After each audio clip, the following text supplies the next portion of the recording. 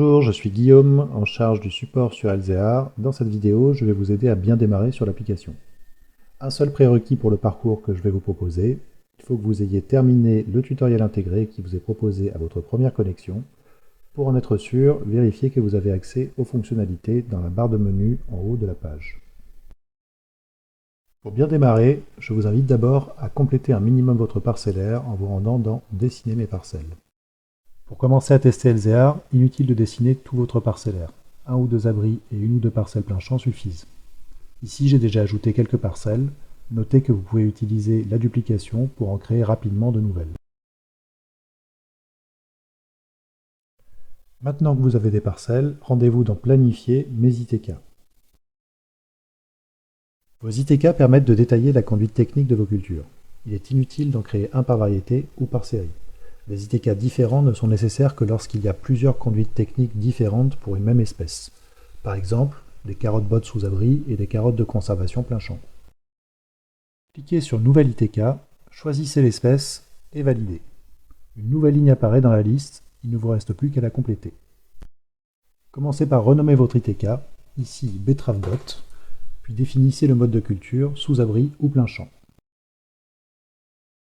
Si vous produisez vous-même les plants pour cette culture, vous pouvez ajouter un élevage en pépinière avec une durée et un nombre de graines par plant. Choisissez ensuite une période de plantation pour la culture. Par exemple ici, je plante mes différentes séries de betteraves entre la semaine 10 et la semaine 14. Renseignez ensuite les durées moyennes de maturation et de récolte pour la culture.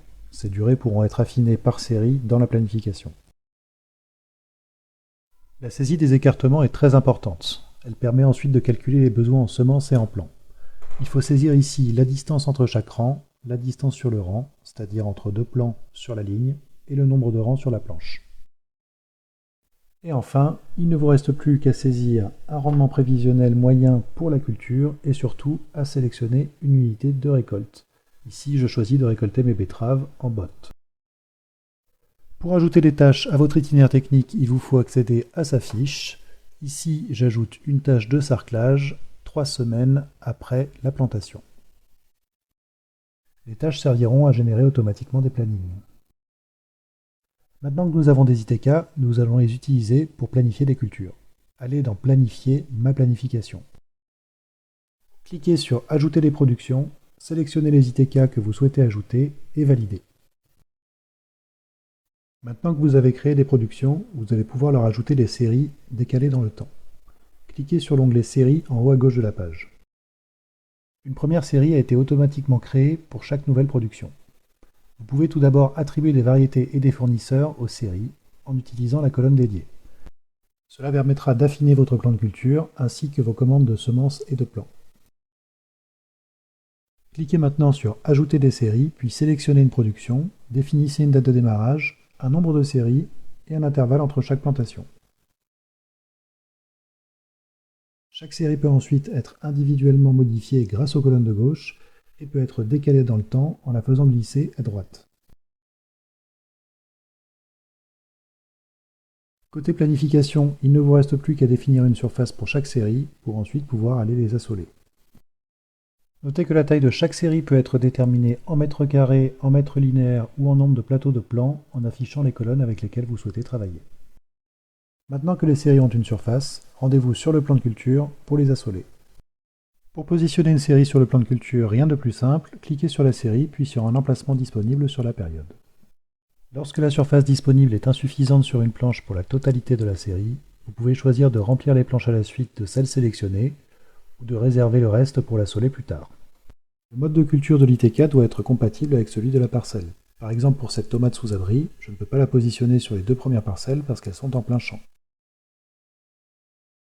Vous pouvez également éditer les séries directement sur le plan de culture. Pour ça, rien de plus simple, cliquez sur la série positionnée sur le plan, puis sur le crayon. Ici, je modifie par exemple la semaine de plantation de cette série de betteraves.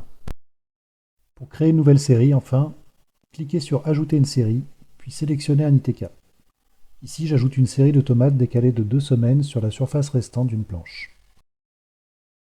Pour terminer, il nous reste à faire le point sur les bénéfices directs que vous allez tirer de ce travail. Et pour cela, nous retournons dans la planification. Vous allez d'abord trouver dans ces deux onglets successifs le nombre de plants à commander et les quantités de semences à acheter. Dans les deux onglets suivants, vous allez trouver votre calendrier de semis en pépinière et votre calendrier d'implantation au champ. Et pour finir, votre planning a été alimenté par les tâches liées aux séries que vous avez créées à partir des itinéraires techniques définis. Vous pouvez ensuite manipuler ces tâches sur votre semainier pour organiser votre travail. J'espère que cette vidéo vous aura aidé à bien démarrer sur Elzéar. N'hésitez pas à utiliser ce bouton pour contacter le support si vous rencontrez un problème ou si vous avez des questions. Pour aller plus loin, vous pouvez aussi prendre rendez-vous pour une démo en suivant le lien fourni en description de cette vidéo. Je vous souhaite une bonne découverte d'Elzéar et je vous dis à bientôt.